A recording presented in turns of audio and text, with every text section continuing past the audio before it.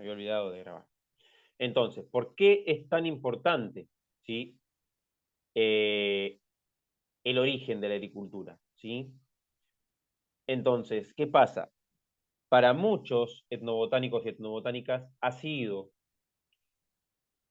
como muy relevante y muy interesante saber dónde se originó la agricultura, ¿sí?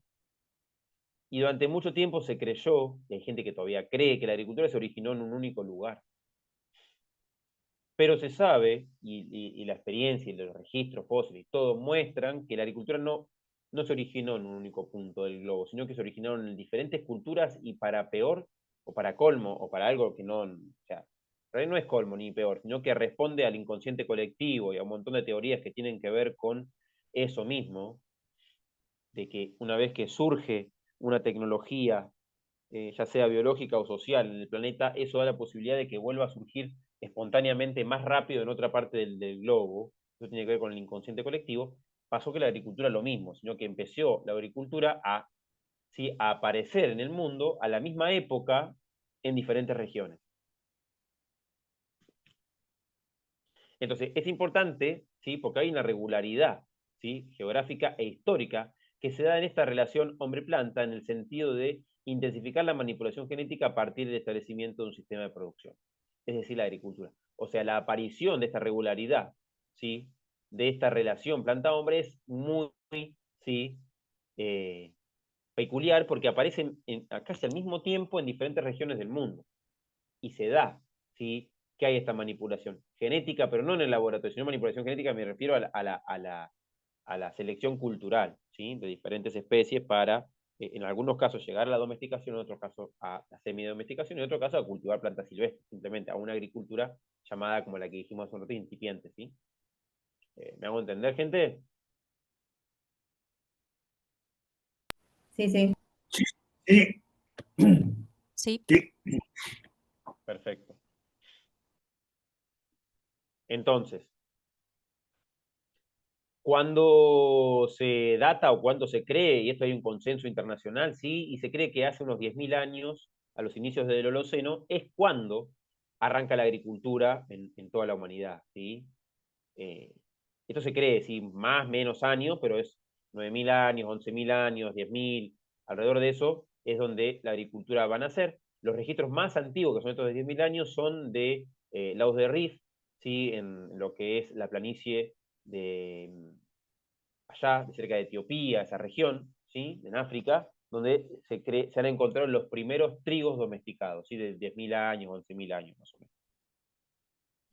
Ya trigo domesticado estamos hablando, ¿eh?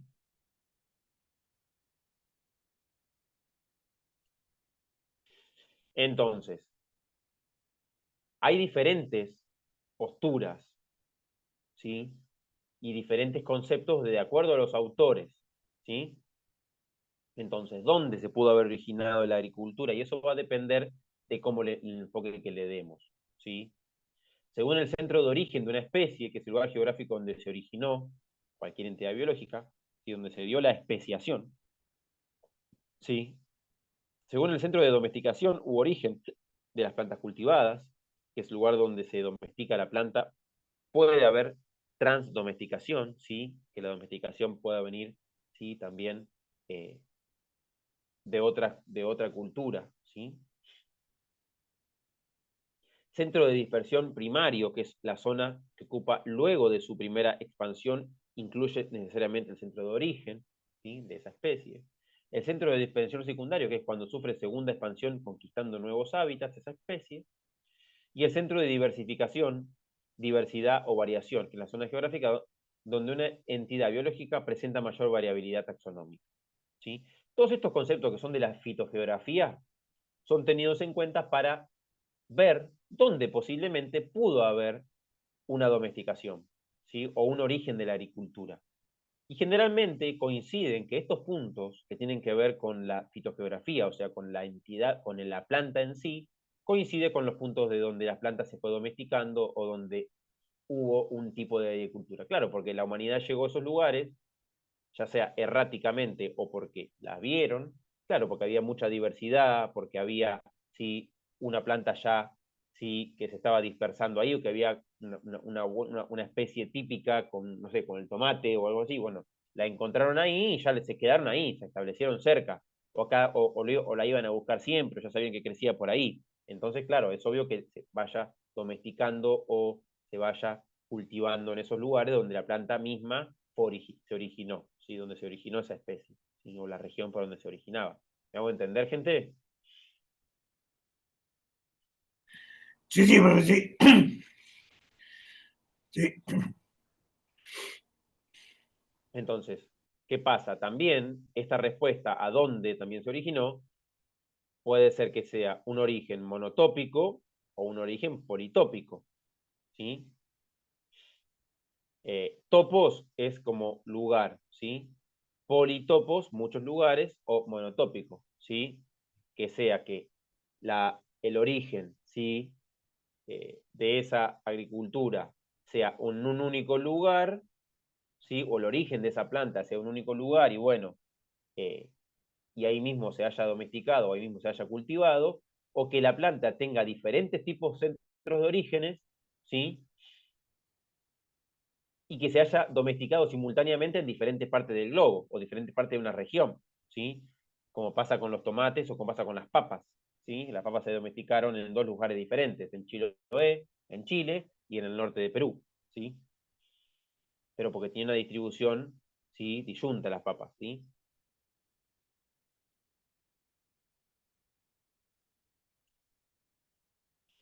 Entonces, acá empiezan a autores a elucubrar diferentes tipos de teorías. Este señor de Candolle, ¿sí? A mediados del siglo XIX, propone esto, sin conocimientos de genética, ¿sí?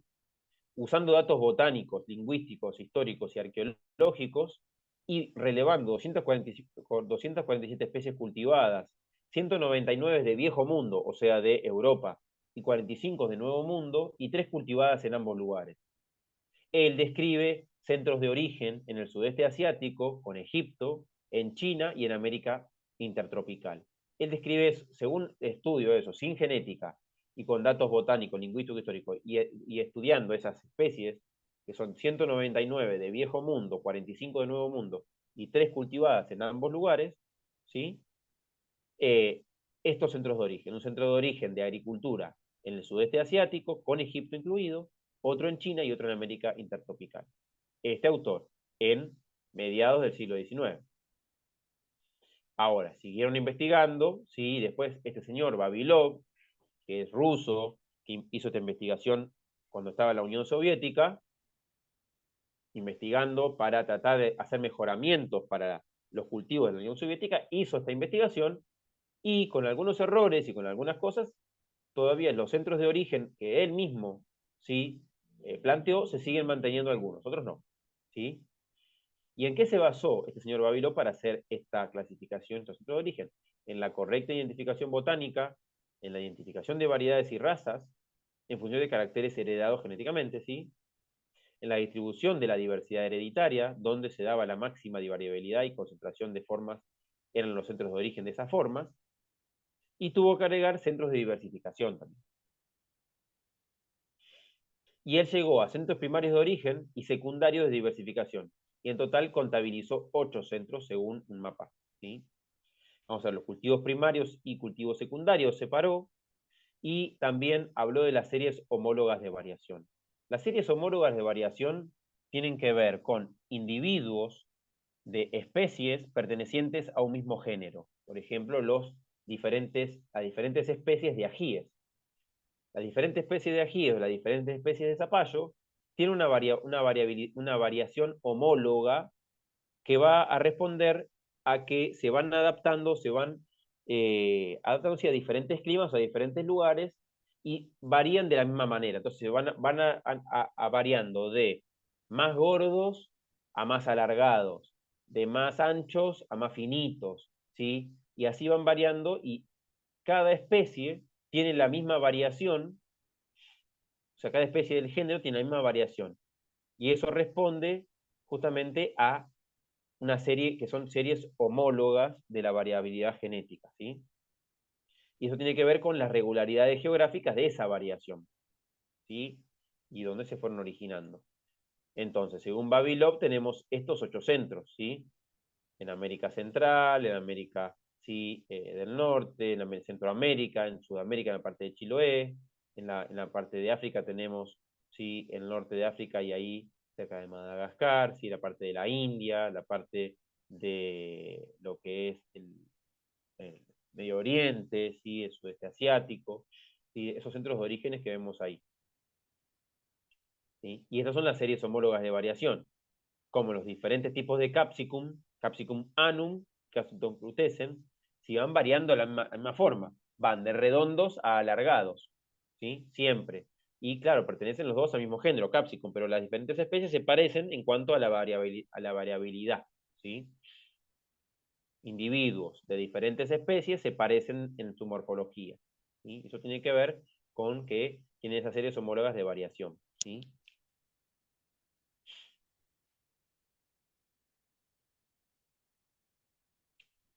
¿Y qué pasa? Seguimos con este don, entonces, la humanidad y las plantas en el presente y en el pasado, ¿sí? Entonces, 3 sistemas constituidos por centros, áreas en la cual las cosas se originan, ¿sí? Y fuera de la cual son dispersadas, ¿sí? Templados, con agricultura de semilla información sustancial, ¿sí? Respectivamente, 3 no centros tropicales, vegecultura y mucho trabajo por realizar. ¿Sí? Esto tiene que ver con otra teoría de este señor Harlan, que yo le hablaba, ¿sí? Este señor Harlan habla de centros de origen y no centros. Y ahora vamos a ver y explicar un poco más esto de centro de origen y no centro de origen, porque queda sino muy en el aire, ¿sí? Entonces, según Harlan, ¿sí? No hay un modelo a seguir. No es que la agricultura se originó en un lugar, según Harlan, sino que la agricultura se generó en muchos lugares a la vez y no hay una explicación clara, ¿sí? Bueno, salimos y volvemos a entrar, porque ya no nos quedamos sin tiempo.